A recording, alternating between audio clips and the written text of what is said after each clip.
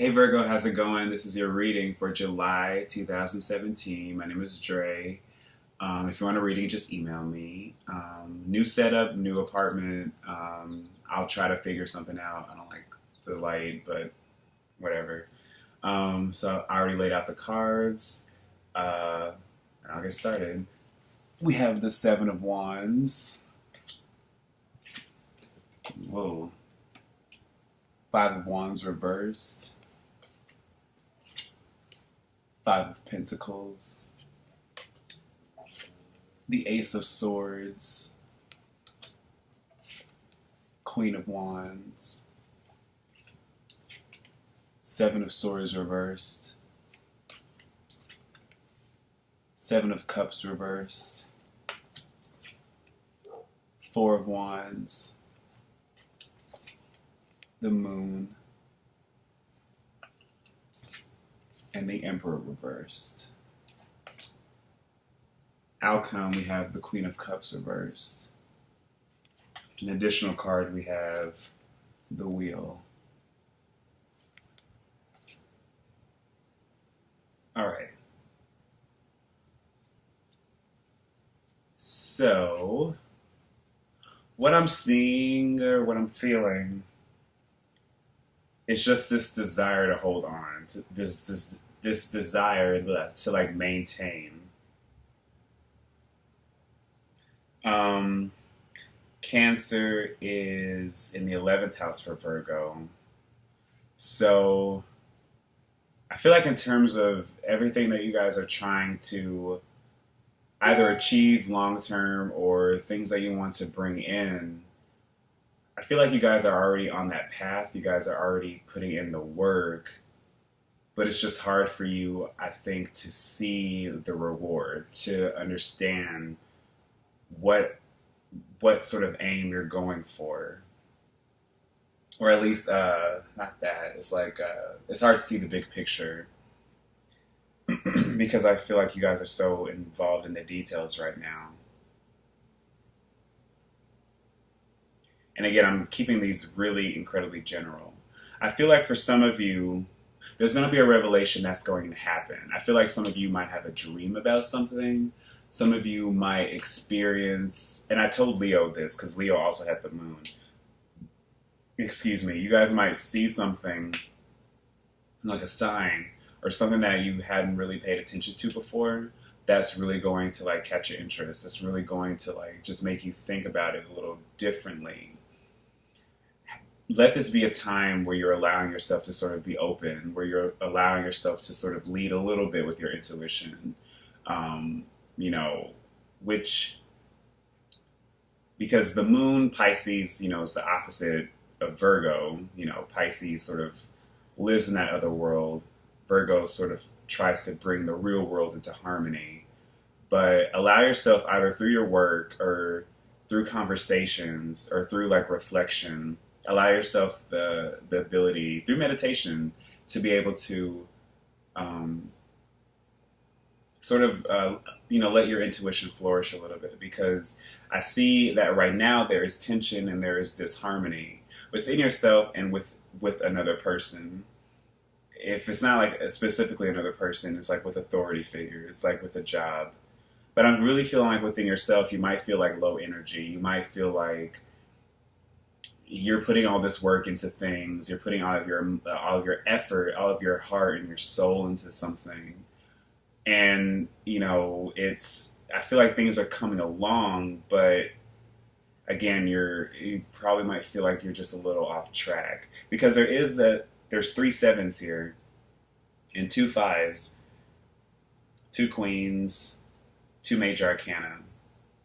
So I'm getting the sense that, at least in the main deck, when we have the wheel, I'm getting the sense that for a lot of you, whatever it is you're trying to pursue, complete, get done, you are going for gangbusters. And I feel like any sort of drama that's around you, you're sort of trying to tune it out. There's a part of you that you're probably not even aware of it. You're sort of oblivious to it. And again, another thing I'm getting with this is to not be too oblivious, especially if, if this is like, I want to say it's like a love relationship or some sort of thing where you're probably more focused on work right now or tasks, and you are intentionally turning a blind eye to somebody that's trying to outmaneuver you, out-trick you, deceive you, and confuse you. For some of you, it's somebody that you have an established connection with. And this established connection, I feel like it could be tenuous. Like you two might live together. You two might share a bank account. That sort of thing where you guys are really woven in together. Obviously if you're married to somebody and you trust them, this isn't a problem. But if it's somebody that you probably just met, and if it's somebody that you only got with because you're lonely, and that's the case for a lot of us, we only really get with people because we don't want to be alone. Watch out for that. Understand that I feel like there's a sense of you that still has to retain your autonomy, that if you did make a hasty decision, trying to get back or trying to get with somebody or get back with somebody, it could be somebody that came back. Excuse me. If it's somebody that's come back, don't play the fool again. But if it's somebody that you just met, again, don't be a fool. Understand that, a lot of you're probably just like, oh, I want to make this work. I don't want anything bad to happen because of this. I don't want things to go the wrong way. You can't overlook everything. We are given red flags for a reason. And we have intuition for a reason again. So I feel like some of you, if it's related to a relationship, look back on this relationship and see where, if you've missed red flags. And again, this isn't the case for all of you, but I'm getting the sense of that for some reason. But for others of you, if it's not love related, it's just trying to put in that last bit of effort because, the eclipses are going to be next month in Leo and Aquarius. I'm not exactly sure. I know there's going to be a new moon in Leo and then there's going to be a full moon in Aquarius, of course, but I'm not sure how that really works. Is the sun eclipse or is the moon eclipse? Yeah. It's weird. When I studied astrology, I studied everything else but the lunar cycle. So the lunar cycles are the last thing I'm really just now really getting involved into. I know everything about everything else, but it was sort of weird. I'm I'll save the simplest stuff for last, which I don't know. I had to start complex, I guess. But anyway, yeah, use this time, especially during the moon cycles, again with this moon here, to allow yourself the benefit of being able to see things from a different perspective, allowing yourself to be more open and being more courageous in the face of changing circumstances. Because there is solidity here with this Four of Wands.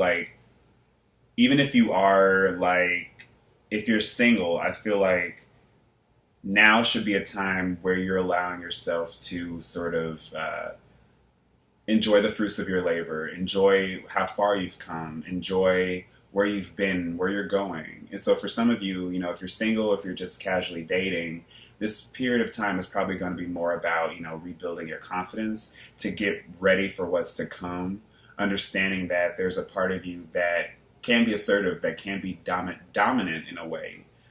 Because I feel like you haven't really allowed yourself to come into that power. Usually with the Emperor reversed, I see it as somebody that's misusing their power, their power. But with this here and with this Queen of Wands here, I feel like this is you needing to come into this totality. Again, if you're single, or understanding what works for you doesn't work for other people, or what works for other people doesn't work for you. That whole sort of thing. But again, if you're in a couple, this is something that needs to be addressed. There's something about this foundation, about this relationship, that there's too much confusion. There's not enough clarity. So don't be afraid to actually... We need fives. Fives are transformational energies. It's us moving from one plane to another, from the stability of a 4 to the tumultuousness of a 5 to get back to the balance of 6. So with this 5, don't avoid conflicts. It's just to just preserve the illusion. Don't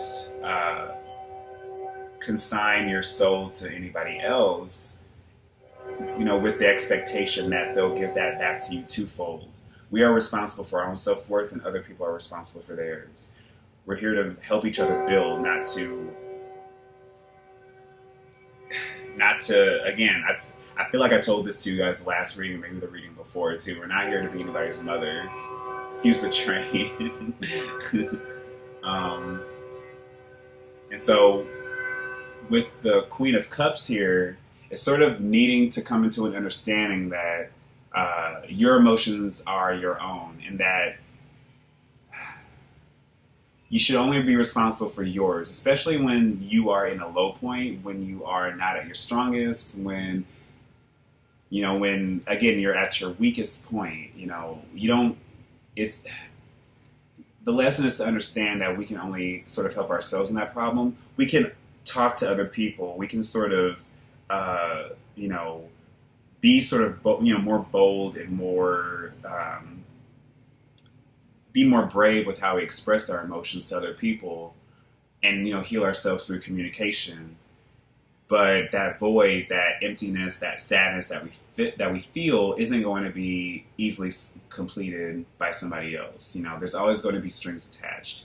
You're always going to have to sort of do more work than that's necessary to try to get love out of some people. So why do that when I'm sure you have a strong supportive group of people around you, family, friends, people that you work with, people that you went to school with, go to school with, that are probably better for you to talk with than somebody that's just trying to,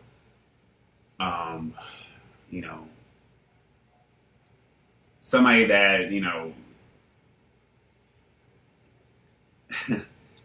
people that try to withhold their feelings and withhold their love and withhold their emotions and expecting us to sort of, seeing the hoops we'll jump through for them.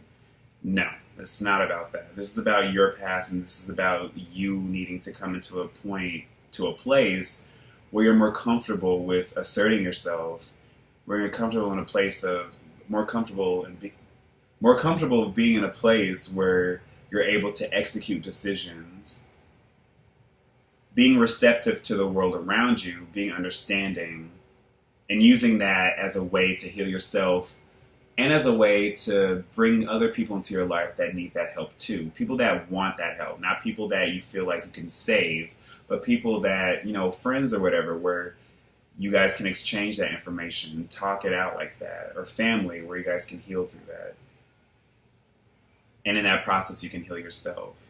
And in that process, I feel like it will make you wiser. But there are going to be tests to this. There are going to be tests that are just like, if you want this to move on to the next stage, if you want this to get better, if you want to actually make this happen, you're going to have to go a little bit harder with the 7 of Wands. You're really going to have to go for it.